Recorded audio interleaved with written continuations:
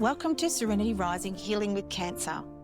I'm Bron and I want to welcome you to not just a podcast, but to a community, a new way of seeing, feeling and walking through the chaos of cancer.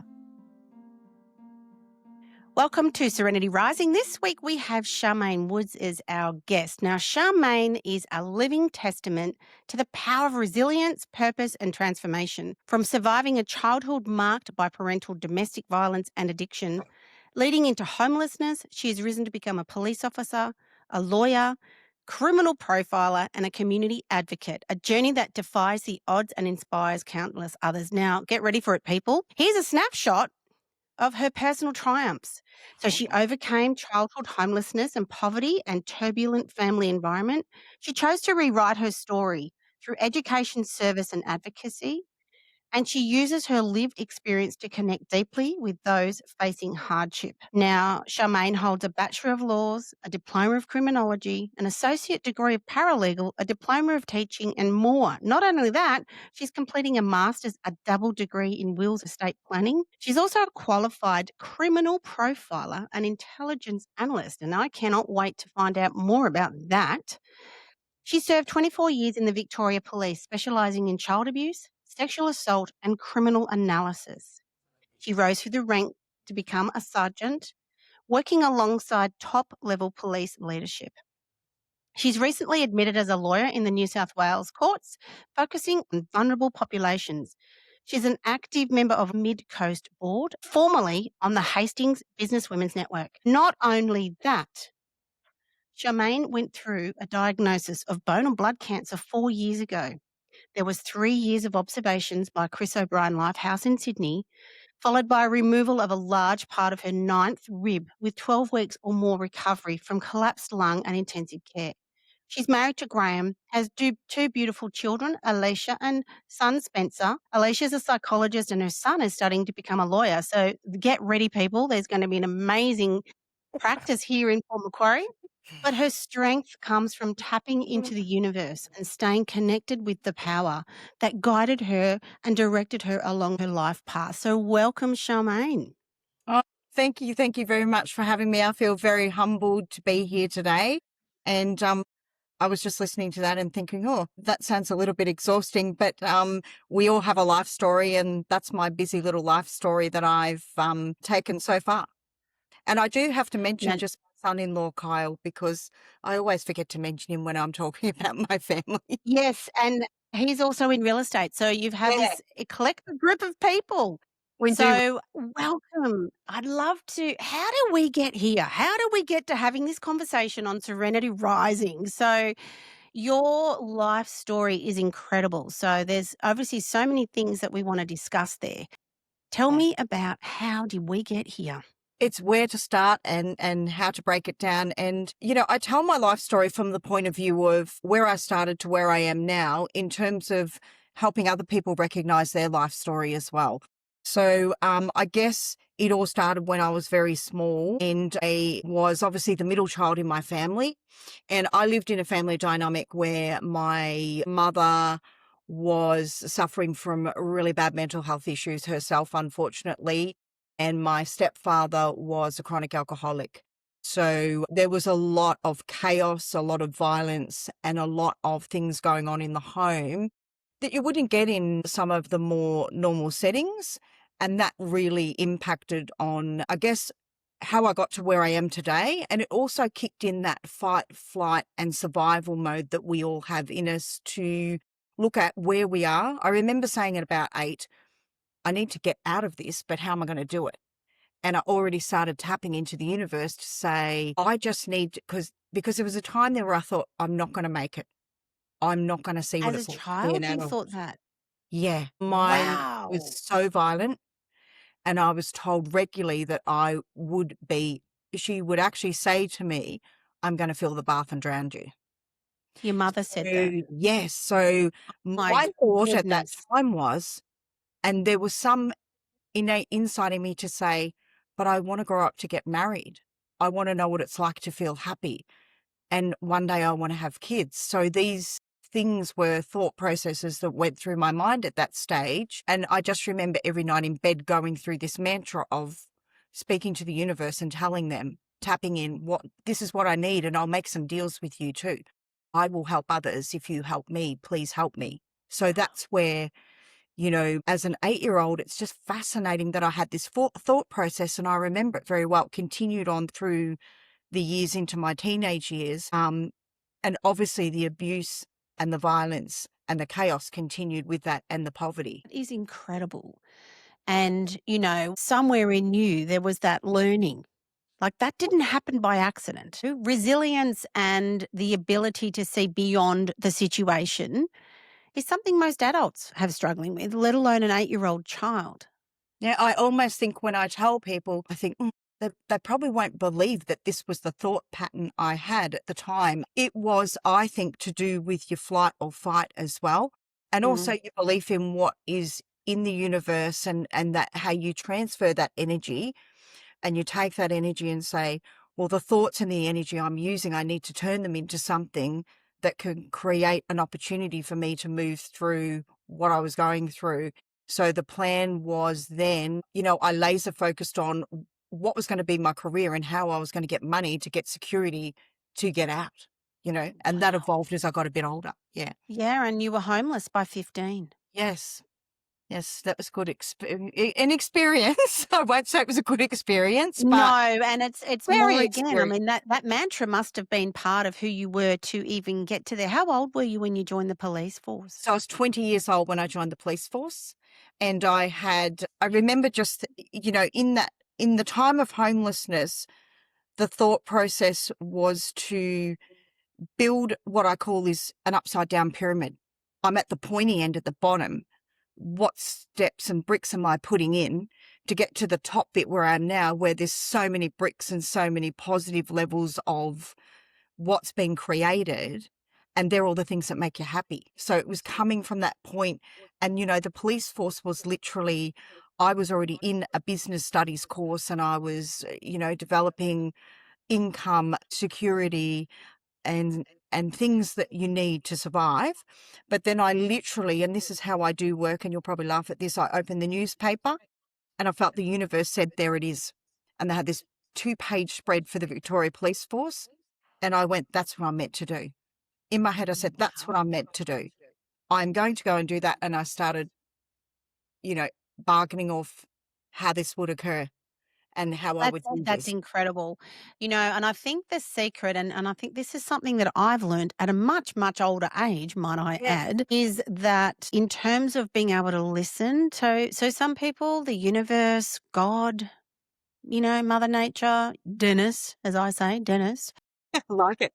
Dennis is saying to you that there's a calling there, but you were wise enough. You had your ears open, your heart and your soul was open to hearing that space, that hint or that cue to say, am I on the right path? And bang, here it is in front of you. And That's you're amazing. And as I totally said, right. I take my hat off to you, Charmaine, that wow. Thank you. Thank you. Look, you're totally right. And it's happened. My husband quite often says, okay, so what's next? Because it has literally led me on a journey where, even coming to Port Macquarie from Melbourne, I literally said to my husband, I'm not sure if I made the decision or the universe made the decision, but somehow I'd woken up this morning and said to him, right, we're going to go live in Port Macquarie. I'd actually never been to Port Macquarie. And I said to him, jump in the car, we're in Sydney. And the kids all looked at me. They were small. I said, drive to Port Macquarie. So thank goodness my husband is just a lovable teddy bear who just follows the dream. And so we drove to Port Macquarie. I said, here we are. This is where we're going to live. This is right. And this is what we need to do. So I think you're right. It's following, I guess to some degree, you could relate it to intuition. There's something that tells you, what your It next is. calling is. I tell you one thing I have learned recently is around when you're looking at a goal or if you're looking at the future, it can feel like a blank wall. Like imagine it's a brick wall, right? And Yeah. if you focus on the wall or the whole wall, it can Yeah. be quite overwhelming. And so what I've learned is that how about we focus on the bricks? Just Mm. one brick at a time. So Mm. rather than trying to build a wall and focusing on the entire wall, what if we focused on just the next brick? And then Yes. the next brick, and Yeah. then the next brick. And I think that's my analogy for that is exactly what you did. You were focusing on the next brick. Yeah. Even moving to Port Macquarie, Yeah. The there upside was a down there was a pyramid. reason for it. And look, here we are. And you're totally right. And when you're in trauma, focusing on the biggest picture is not something you can do. But as you said, if you focus on one brick when you're in trauma and you get a positive result, it encourages you to move to the next brick. If you focus on 50 bricks, it's just chaos and you're not going to achieve any of those small steps. And that's how I feel. And I think that's what we're both talking about, is that building the Yeah. foundations for, your life journey. That and I think that there's one thing our listeners can think about today is that we've all got piles of bricks around us and we've all got that wall. And I think it's about, rather than focusing on that entire pile of bricks. I don't know. Do they even come in pallets? Whatever bricks come in. That's how Yeah. much I know about bricklaying. Whatever they are, right? Just one brick. Yeah. So with that analogy in place, you've seen a lot of trauma. Oh, yes, I have. Like both in my personal life and I guess in my professional career as well. And then to see people in trauma or to see people who've had loved ones, that they've lost. Yeah, there's a lot of trauma there. And I do weirdly say that, and I guess it's the terminology of make lemonade out of lemons. My childhood set me up for my career, if I can put it that way. It built that rigor and that stickability and a bit of strength. And I went into the job with a 360 view before I went in. I didn't go in with maybe a 120 view and then be shocked about what, humanity can do, That's right. as So well as the you'd good. lived it. So I think, do you think it played a part in your policing, in your striving for, the things that you did do, criminal profiling? Like, wow. Yeah, I definitely, well, we were talking before and I'm glad you brought this up because at a very young age, I became very critical of people I didn't know. I then was, not subconsciously, but unconsciously profiling. I always say I was already unconsciously profiling before I became a profiler. And I find individuals fascinating anyway. Like we all have different traits and we all have things about ourselves and we all learn from each other. So I really do think, in answering your question, that there were elements of my childhood that I was able to use it as an advantage rather than a disadvantage in going into my career. And I think the key there, guys, is that we're looking at the advantages, not the disadvantages. Because you know Yeah. what? It would have been very, very easy for you to look at disadvantages Oh, and yes. go into the abyss or go into a world where that's all you thought you were worth. And yeah, and live a life that was completely different. And I guess having poverty as part of that element was just another layer to it. And we actually, I always tell this story to listeners or when I'm doing guest speaking about the shack, because we lived in a tin shack and the Yeah, I shack had saw dirt that. and there was no running water, there was no toilet and lots of holes in the walls. And, for a young person, your mind just trying to absorb that and then accepting that as your normal, but not realizing there's something a little bit different what's outside that door. So, what do you think? If I can take you back to the various times in your life where you have been in a situation where it's been, let's use the analogy of the shack with the holes, the dirt, no running water, Or shack. toilets, the shack. I like that. I like the shack, although it wouldn't have been nice at the time. But Yeah. those shack versions, like it's no different to when you were lying in a hospital bed. It's no different when you went, I'm becoming a police officer. It's no different to saying, I am done with policing. I'm moving into law. Like as those shacks have come up per se, what has been the secret sauce there? What has helped you focus on the I what if? tried. Because you couldn't see it. It didn't exist. No, being consistently told that you would be nothing is a huge driver. It can drive you to the left or the right. It was a driver for change for me because I wanted to prove to myself that I could be something and that I could matter. And in saying that, it doesn't mean that you go out and get a career. It might be that you No. matter to the family that you create or you matter to that one person that means a lot to you. And so the common theme for me was to improve who I was. And when I got the benefit of that, I would then go on to help improve the lives of others. So the common theme through, if you look at both of my careers, is to help others. To help others. How do they help them? And I think coming across to lawyering, I'm now in a better position to do that. Even though we know the law's unpredictable, I have that opportunity every day to say, hey, let's see how we go. Let's problem solve our way through this event and get Well, to you finish. can look at a client in the eyes and go, I get you. Yeah, I get good. you. And that, I believe, is priceless. And, and when you're on that crossroad in a shack situation, it's either left or right, Yeah. but you backed yourself. That's my point here. And that is no different, I believe, to when adversity strikes us in any capacity. So, Serenity Rising, yep, we're focusing on cancer, which you've been through as well. So it's around, but that's all brought you, which we'll get to in a second. I'd love to hear your thoughts around, and we had this conversation. I love to ask people, what's your version? What's your word for serenity? Well, I almost think it's a bit obscure, but I'm going to go with it because it rolls with who I am. And I think I mentioned to you about this criminal theorist who his name was Edmund Locard, sorry.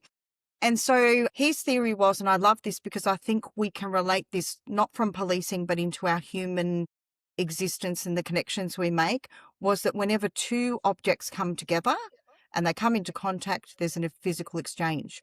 And so in policing, we know that we say every contact leaves its trace in a crime scene. And so when I speak about this theory, I speak about it from the point of like you and I come together and we leave a trace on each other. And Mm, so the thing we want to be mindful of is that when we do engage and we connect, we leave a positive trace, or that we ourselves come to the other person and say, what I got from this was I learnt this about Bron, or I learnt this about my husband, or I learnt this about my child, because that's the way we move into the future and we grow. But also as a human, if we are surrounded by positive contacts, I think mental health is increased. It's positive health. There's lots of things around being in negative spaces brings health problems. So I just think it's a mhm. whole. And so when I'm with clients, it's every contact leaves its trace. Make sure that the client has had a good experience with me as well. So it kind of filters into all sorts of, I like it. It's a little theory and so that's what serenity means for me, is to engage with people and have them feel good when they walk away.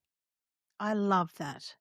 Because serenity, as you know, God grant me serenity Yes. to accept the things I cannot change, the courage to change the things I can, and the wisdom to know the difference Yeah. is the fact that you have the wisdom to understand that the way you talk to yourself, look after yourself, the serenity in the moment. One of the things I've really been talking about recently is be present, right? But it's be present where your feet are. Yeah, I love that. Be present where your feet are, which means that we are present right now and we are actually leaving a positive trace. Yes, we are. So and the fact that we are choosing that, because it is a choice. We It is. choose. We can choose to leave a positive trace or we can choose to not, because it comes back to how do we want, what's our serenity? That's my take on it. But what's your take Yeah, on I that? think I would agree with you. And I think when you said about being in that space, automatically you feel your body just start to relax. So when someone says something like that, you start to relax yourself. And I think that if we spend too much time, and we do have chapters in our life where everything appears to be going wrong, we could Yeah. easily start, you know, voicing our negative feelings about it, putting that out there, then putting it to the people around us. And I truly do not think that that mindset helps us. I just think that no matter what it is, we've got to dig deep and be positive about what we're doing to try and help ourselves, even if it is a medical issue and we know we've got to attack it with a little bit of rigor. So I think Hmm. what you're saying I about, couldn't agree more. yeah, And I yeah, think it's just a matter of, in terms of attacking that with rigor, it's mm, about consciously making the effort in the moment. yes, Because it's really, really easy to feel really sorry. Like, I still do it quite often. I feel sorry for myself. yeah, yeah. And we're human, so I we're just going started back to. on treatment the other day and I'm going, "Ugh, We're not, and God this is damn it." where we understand we're not perfect. No. And every tribulation or every trial is something that we come out of with some learned experience that we can share as well, for And ourselves. having the wisdom to be able to understand it, to be able to articulate it, to be able to live it. Yeah. And I think for what I'm hearing from you is you've lived these experiences, you've lived this life, and you've gone through it, and then you've shared how you've got there. And I think that's the key to especially like the research tells us around wellness, right? We are Mm, talking about mental illness here, mental yeah. health here. We're talking about wellness. And there Yeah. is research around the positive impact of the way we change the way we think Yeah. in terms of that reframe, which is, you know what, I can feel sorry for myself. I allow the emotions, but I let it out the other side and then go, cool, okay. So Yeah. what other things that what I say is control the controllables. What And is there in there? you're And I think that's an example of what you've done. Oh, thank you. And you're right, because we know even with grief, there's stages. So we already 100%. know as a human, we have to accept that we're going to experience those stages, whether we want them or not. So while we're alive, we're breathing and we're doing things, each thing we do, sometimes there might be something that occurs that is difficult. And we go, okay, I know I've got to go through this. What's my first step? And going back to what you said before, I think when it's medical, you really do have to go back to brick 1, brick 2, brick 3. And sometimes I used to do a lot of marathon running, and sometimes I put it in that visual perspective of first K, okay, second K. We know there's Yep. a middle bit. It's really hard. Getting close to the finish line, I'm going to speed up. That's the human spirit of going through something and getting to so it's quite interesting. It surely is. Like I did a half marathon too in my day, Yeah, oh, I love about running. 10 years ago. Who would have thought? But I remember I'd Good never on you. run, That's right? I'd never amazing. run. And I That's actually got this great. guy's actually he was one of my students from uni. Yeah, So I was teaching at university at the I time, love it. and he taught me to run, but we started with 3 minutes. So Yeah, we'd run for 3 minutes, very, very, the Cliff Young yeah, shuffle. Then we'd walk for 3 minutes, yes. and then we'd run for 4 minutes, and then we'd still walk for 3 minutes. And we got to running for 7 minutes, which for me was 1 kilometre. Amazing. But it took me 4 months, 4 months to get Bricks to 7 from minutes.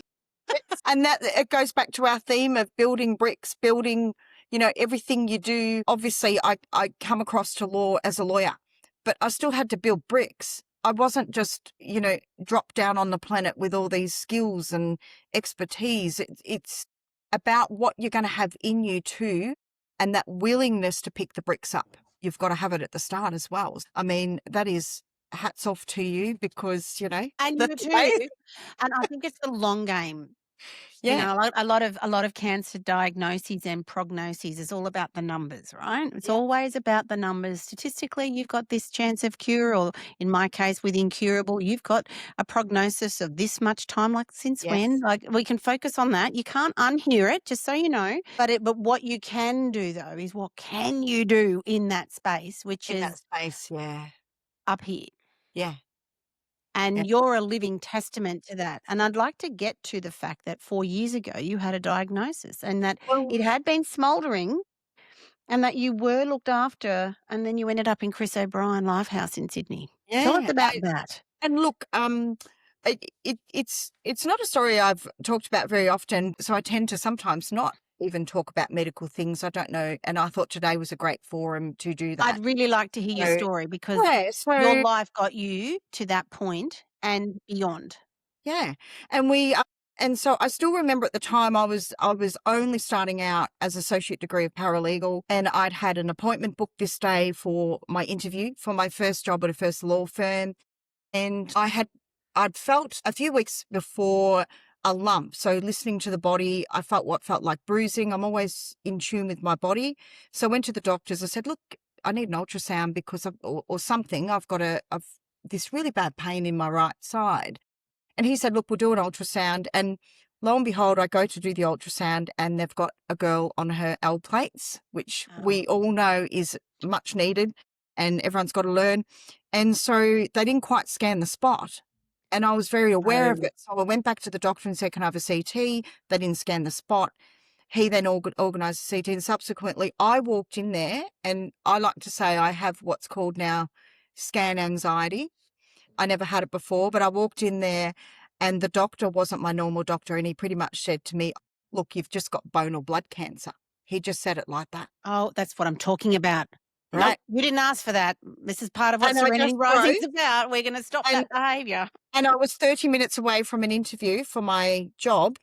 And I remember driving in the car into the main part of town. I rang my husband, who's an absolutely amazing man, and I was crying and I said, you are going to need to say some words to me right now so that I can get through this interview. Because the two things I said to him was this: I've just Googled, Dr. Google, don't do that, I know, and I have this long. So is it fair to the law firm for me to go to the interview? That Wow. was my thought process. Within half an hour of being told this. Yes. So he says, you need to go to that interview. We are going to be okay. So I go to the interview, turn up, I get the job. Of course you did. Why does I'm that in not surprise control, me? tidied up. And so that was a weekend. So that was a Friday. I had to wait till Monday to get some bloods done. And I had an exam. So I studied all weekend for the exam, which was probably a really good distraction. And the kids had said to me, Mum, we've not seen Dad cry much, but when he hung the phone up, he went in the room and he was crying. So they had relayed that to me.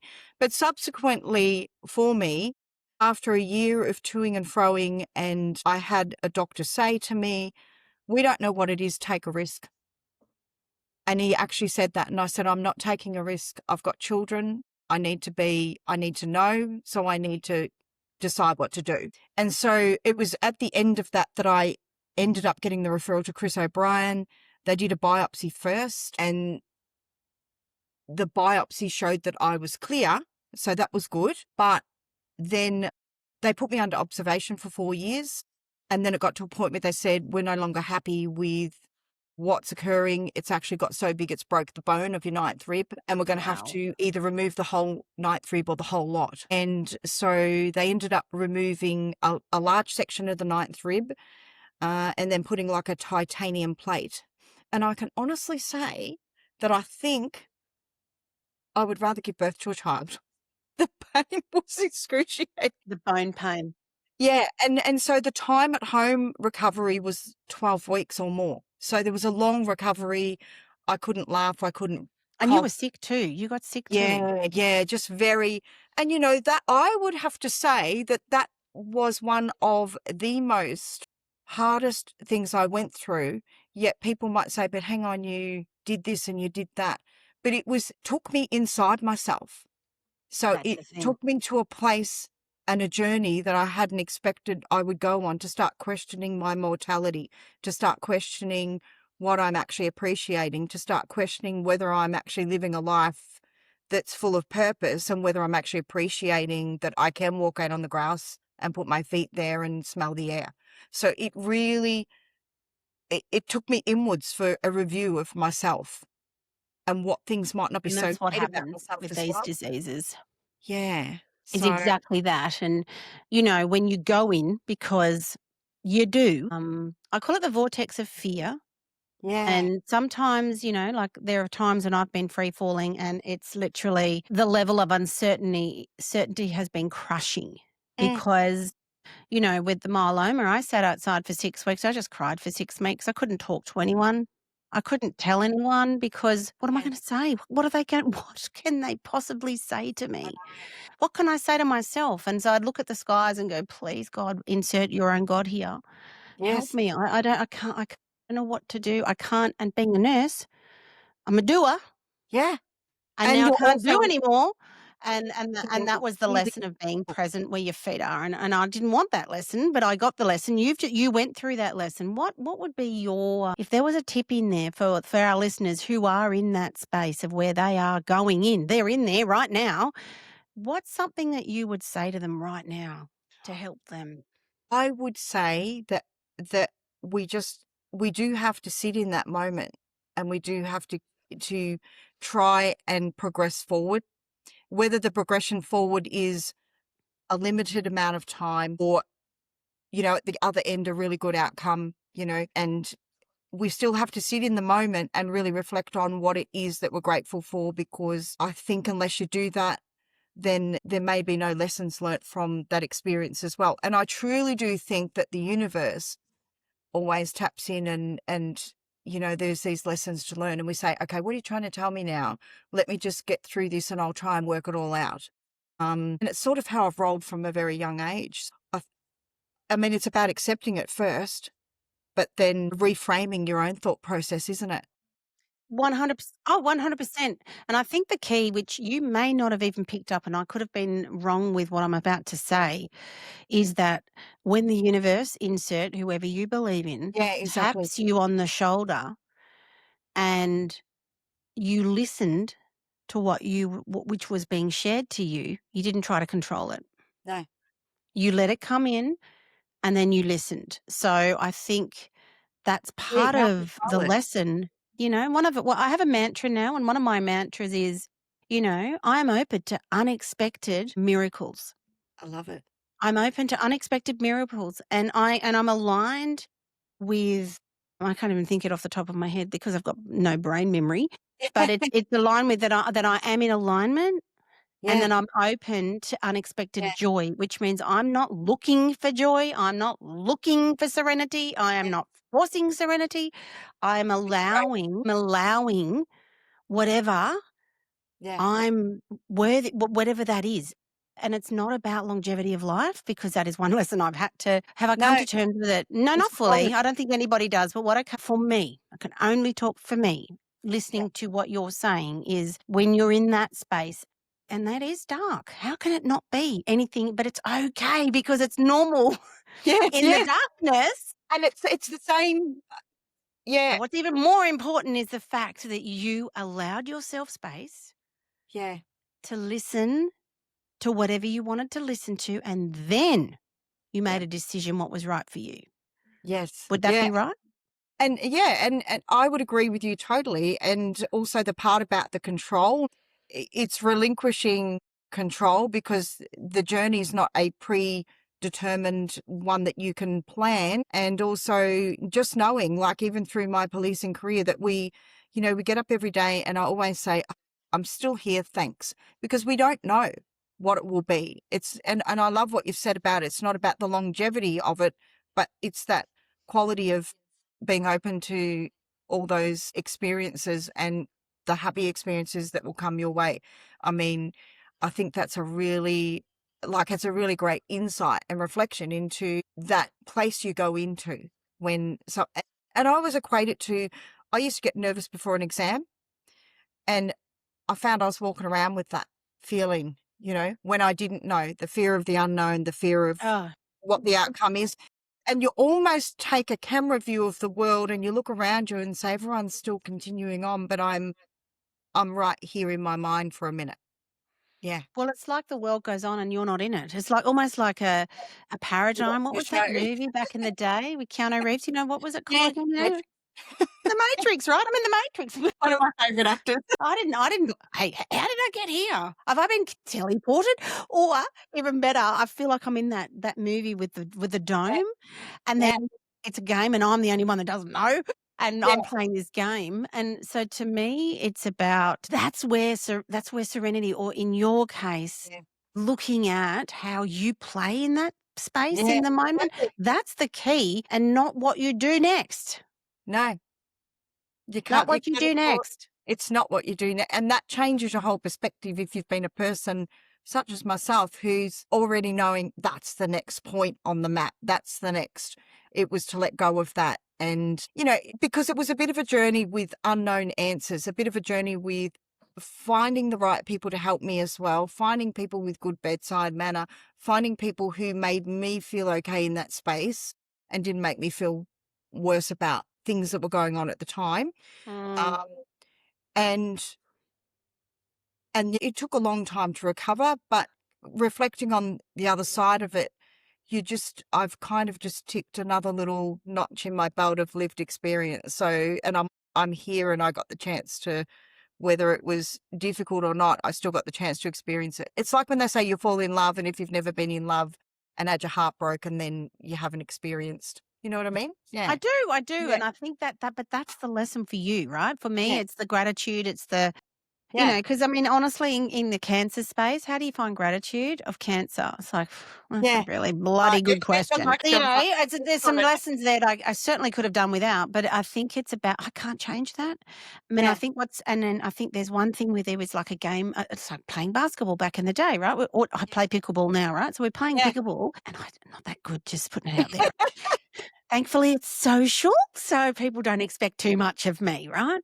Anyway, thank God. We're playing the game. I suck. I'm not that good. Ball goes in, goal, ball goes out. What's important isn't what happened, it's the next play. Yeah. So I can either focus on, my God, I've missed the ball again, which I do at times go, "Ugh," or you're playing with Oh, someone I who, miss or it. you're playing with someone and they go, oh, you better luck next time. It's like, No. there is no, what luck? Yeah. Anyway, but what's next important is that I'm focusing on the next play. Yeah. So when it comes to health, adversity, life, challenges, trauma, Yeah. it's the next play, not what has happened, not what's going to happen in the future, because guess what? It is so uncertain. None And of it. uncertainty, I think, is a killer of dreams, because if we're living in that projection, Yeah. you are so missing being present where your feet are. And it's like looking at that The whole damn brick wall wall, again, not the not the brick. one or two pieces that are in front of you. So I think it all ties into each other.